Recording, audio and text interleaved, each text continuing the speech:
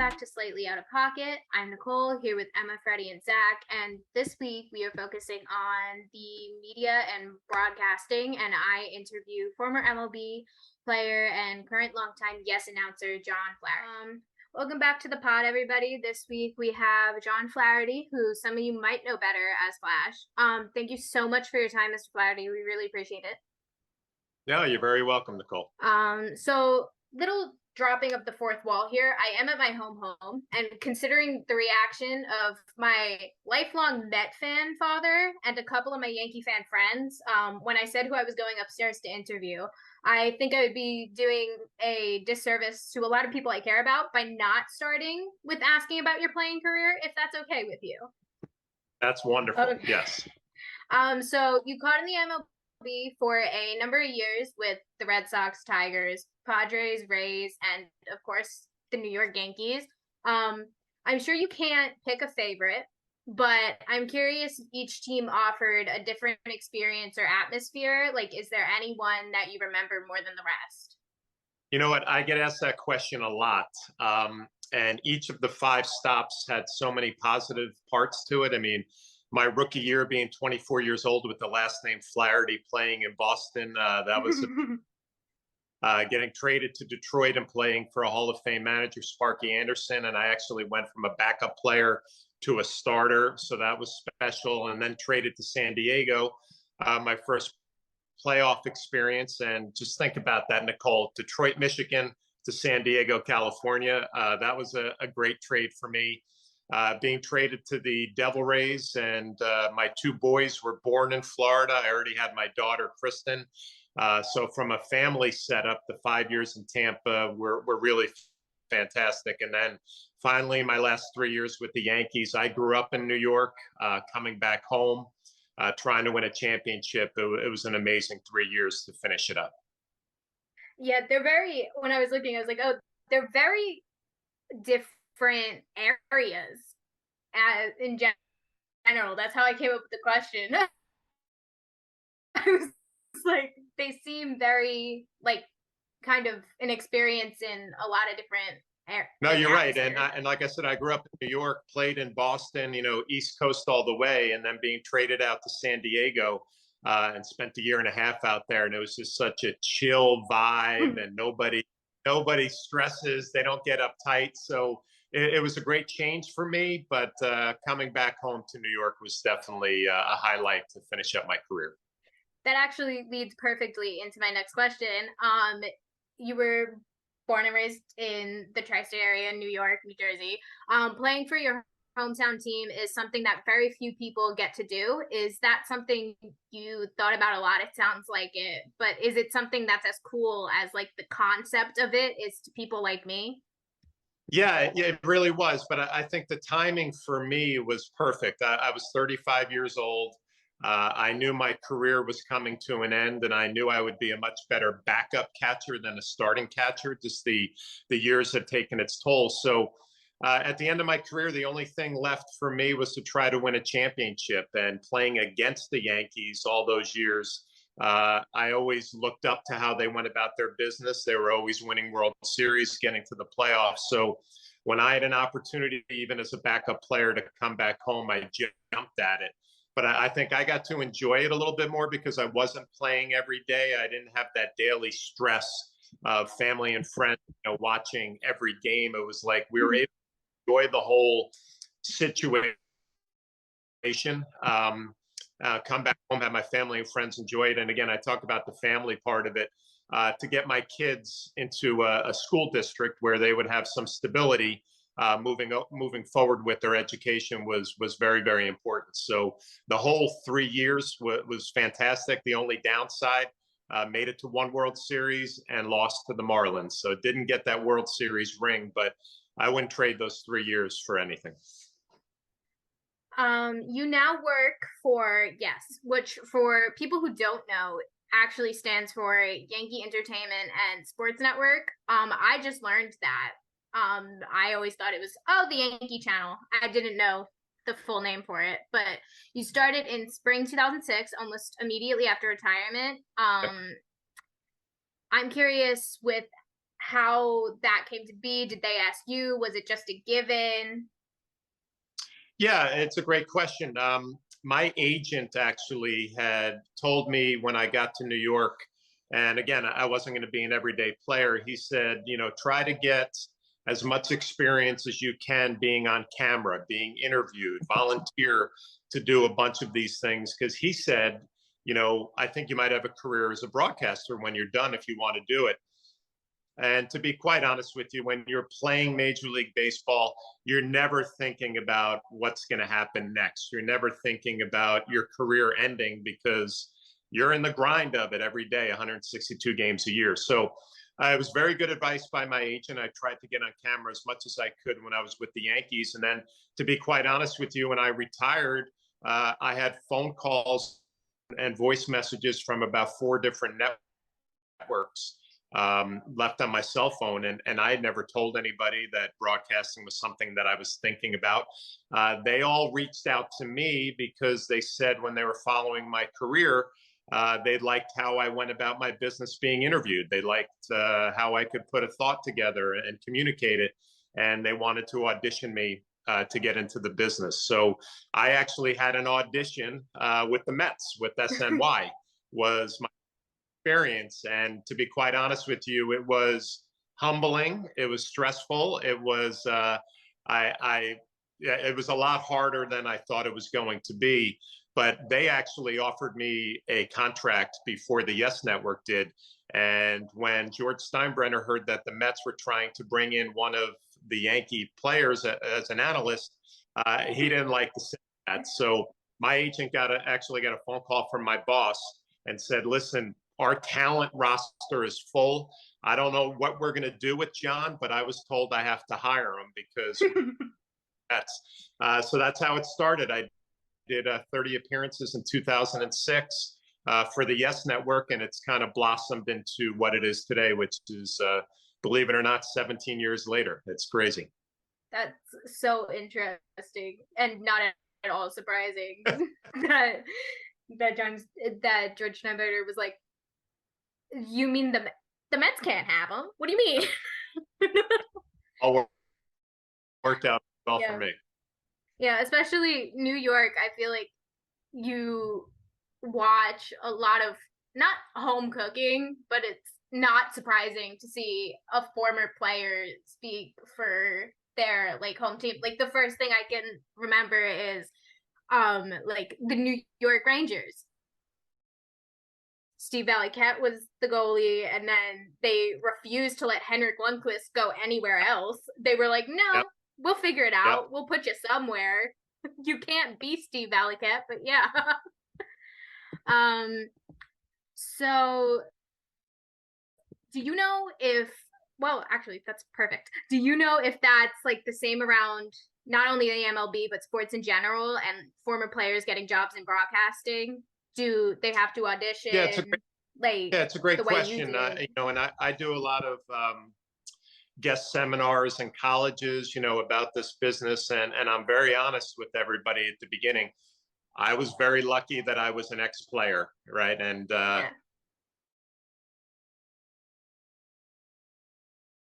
boss hired me. He was also very honest, and he said, "Listen, you don't have the name recognition of a Paul O'Neill. You don't have the name recognition of a David Cohn. You're going to have to do it better than these other guys because, you're going to have to kind of earn it a little bit more maybe than they did." So I took that pretty seriously. When I got into this business, again, it was an audition with SNY.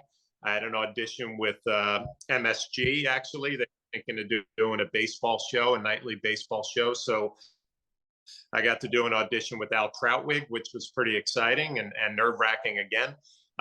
But yeah, it was an opportunity because of being an ex-player, an opportunity because I've been on camera a lot doing interviews. But once you get those auditions, you got to figure it out and try to get it done. So it's like anything else. The more reps that I had, the better and more comfortable I started feeling. So the Yes Network was just such a natural fit for me, being an ex-player with the Yankees.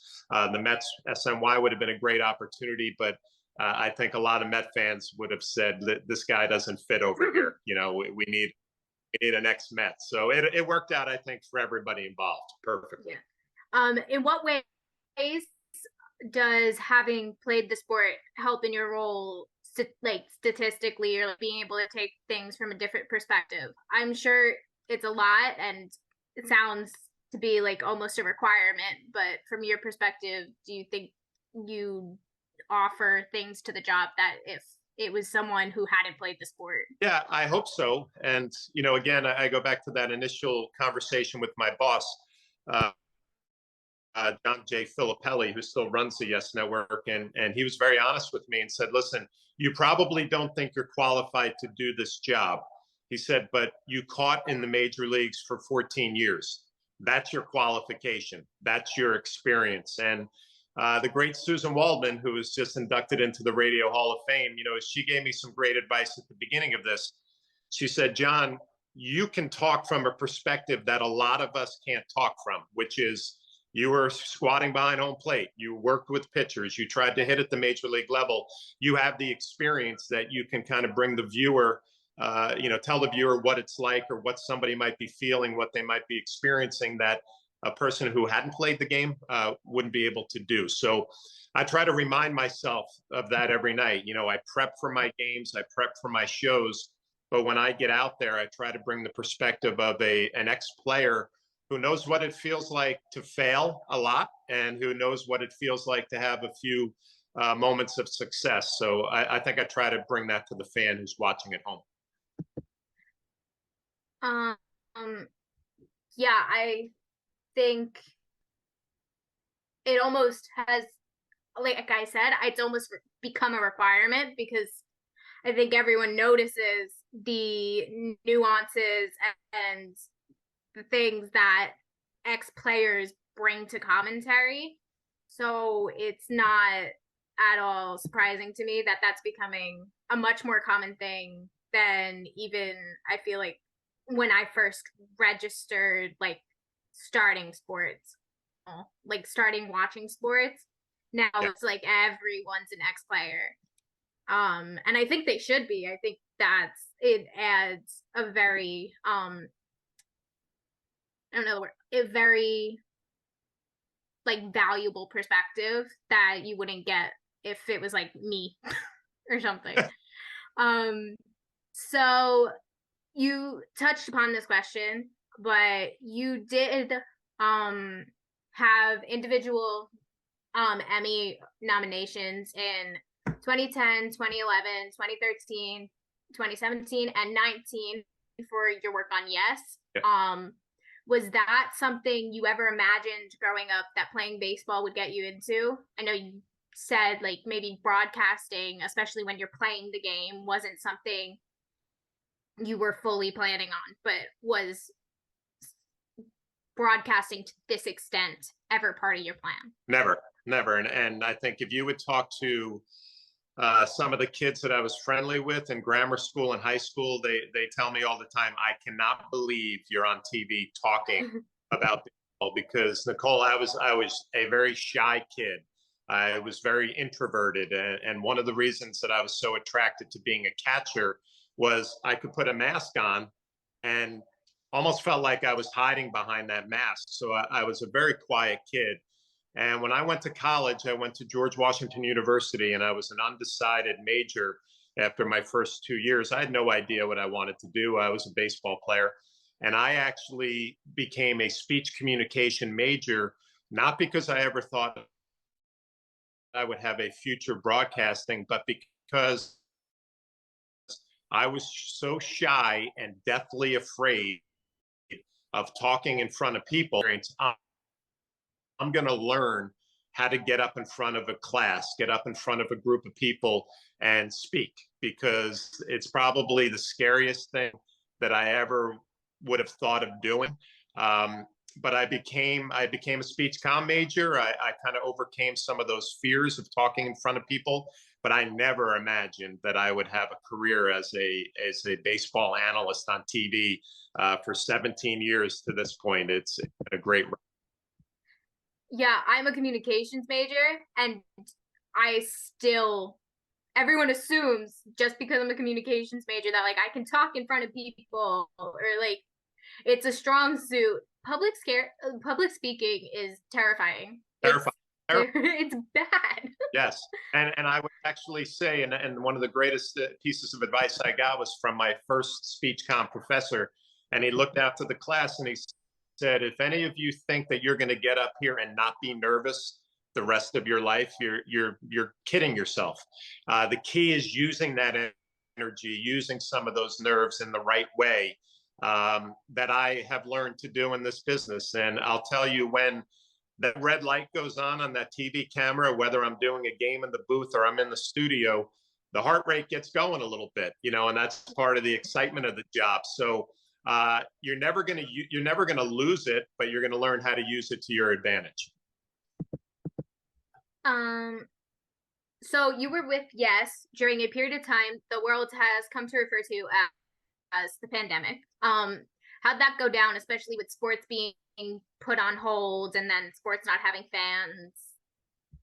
Yeah, it was a stressful time for everybody, but even in our business, and I think that the business of baseball, it gave fans something to look forward to, getting the Yankees back on the air.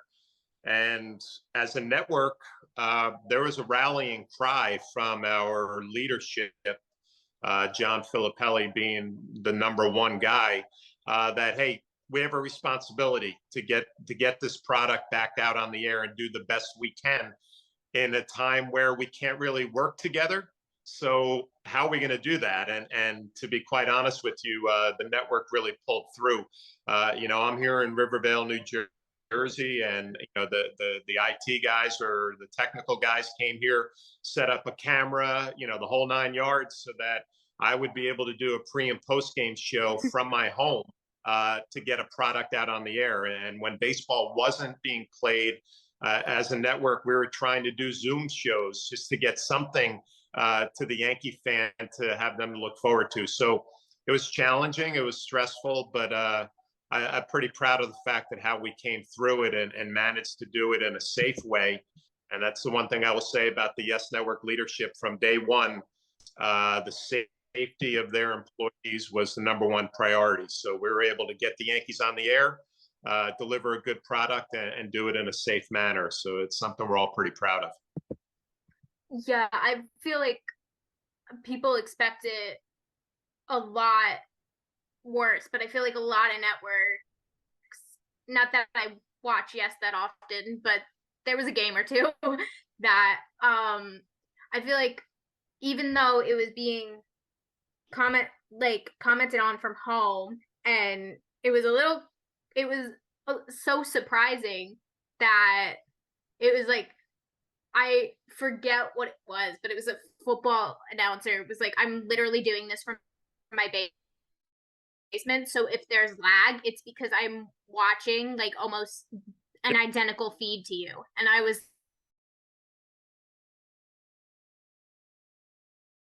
like, it's so from that announcer too, because we were all kind of feeling the same thing, like, hey, we're going to do this all together and do the best we can. We know it's not the ideal situation, but to do the best that we can in an environment. And there were some technical issues along the way, like you would expect, but it was pretty amazing to kind of do the best we could when we got back to the crowds. And you think back to when you were doing a game in your basement and how surreal it was. So it's the event now with the crowd being back and everybody at the stadium. It's pretty special and a nice reminder of what we went through. Well, actually, I've always wanted to ask this question too. So this is kind of like a guilty pleasure question, but how do you think playing without fans changed the game? Is it like as big of a difference as it seemed coming from a past player, like having to play in an empty stadium? Do you think that affected them as much as it? Oh, I think it was a big deal for the players, a big struggle for them, to be honest with you. And it's funny you bring that up, because I was doing a hot stove show last night on Yes, and we were talking about Aaron Judge and maybe coming back to the Yankees. or going someplace else. And I was able to draw on my experience that when I played at Yankee Stadium, the old stadium, there were 56,000 fans there who raised your game to another level as a player. And, I played in Tampa Bay where we might have 8,000 people watching a game. And it takes a lot of work to get your energy level to where it needs to be to compete at a big league level. So Yankee fans are the best. Their energy is, well, sorry about your Met fans in your house, but the energy that they bring, they raise their players to perform at a different level. So when the players went out there during the pandemic and there was no fans in the stadium, you got to find a way personally to get yourself going. And that's not an easy thing to do. So I'm sure it was a big struggle for the players out on the field. Yeah, I always kind of wondered that. I was like, it's so quiet, especially in places like New York. And as much as I can't stand them, Philly fans, I was like, how is Philadelphia, like, how is anyone in Philadelphia playing without fans? They're always so loud and like, there's just a polar opposite difference. And New York just has so many people that like, how is it completely empty? I couldn't imagine it being the same feelings at all. Yeah, I'd say that you sign that professional contract. It doesn't say that, okay, I play at a high level if there are 50,000 people watching. It says you got to go out there and do it every day, no matter what the circumstances are. So that was definitely a challenge for the players. And a lot of the guys talk about it now, how when they run out on the field to get ready for a game, and they are always mentioning how great the fans are. I think they missed them during the pandemic. I think we all did. Well, finally, the last question I have is, with Thanksgiving in 2 days, what are you most excited for? Do you have any plans? Well, we have some fun plans, but you mentioned or we talked about, my family and my kids are obviously so important. I get my guy Logan back from TCNJ here for a week and get time with him. So my daughter is in grad school at Cornell Tech, so she's home commuting. Oh, she's smart. Smart. Hey, right, Nicole? My middle guy, Brian, is a graduate at University of Virginia, and he's home here living with me working. So I think what I'm most thankful for is that Logan comes home for a week and we're all able to kind of spend some quality time together. When, you have a student who's away at school, obviously love getting them back for a little bit of time. So that's what I'm thankful for. Yeah. Well, I'm thankful for your time. We really appreciate it. And I hope you enjoy your Thanksgiving. Thank you, Nicole. You too. And thanks for having me on. I appreciate it. So that was my interview with John Flaherty. It was really enjoyable for me. He was really cool, and I like how he kind of tied in aspects that weren't just his job now. Like, he talked a lot about why he majored in speech communication, which I assumed was going to be to become a broadcaster, but it was for the complete opposite reason. He thought like he wouldn't even be able to do interviews once he became like a player and like had to do interviews, because he hated being on camera that much, and so he picked speech communication to get better at it. I just assumed that was to be a pipeline to broadcasting, but so that was a really interesting part to me. I found it interesting when he talked about like the whole atmosphere, because I know this year for the playoffs, I'm a huge Yankees fan, and Aaron Judge made a post and a comment about how Yankee Stadium is the best place to be during the playoffs, and the atmosphere is just so exciting and electric. And I don't know, I just feel like it's so cool. Yeah, I thought it was interesting when he mentioned how like former players are starting to get into the sports media. Like if you turn on a game or like the halftime show, it's kind of predominantly now former athletes. Like I know the college football halftime shows, NBA, and how he transitioned from the game to Yes Network. I thought it was very interesting, his like career path. Yeah, and kind of touching on what Freddie said, like, him being a former player and everything like that. Like, it's not even just former players and players after they're done their careers. It's players now. It's players who are are still playing at the top levels of their career. I mean, arguably the best center and best tight end in the NFL, Jason Kelsey and Travis Kelsey. I mean, it's hard to say arguably. I mean, they're two great players who might both be Hall of Famers, or just recently started up a podcast called The New Heights Show, and it's really good. And like players who have these personalities that are just when you want to hear them more and you want to see them more than just on the court or on the field, like these players are starting to realize like, hey, people want to hear what we have to say. There's millions of people out there who want to hear what we think about things, and that's just opening a market for players even during their career with how easy it can be to just make a podcast. I mean, it's not super easy, but it's easy enough to where the players are able to do it without it being a hassle for them in the middle of their seasons. So that's all we have for this week. Happy Thanksgiving. And if we said something slightly out of pocket, no, we didn't.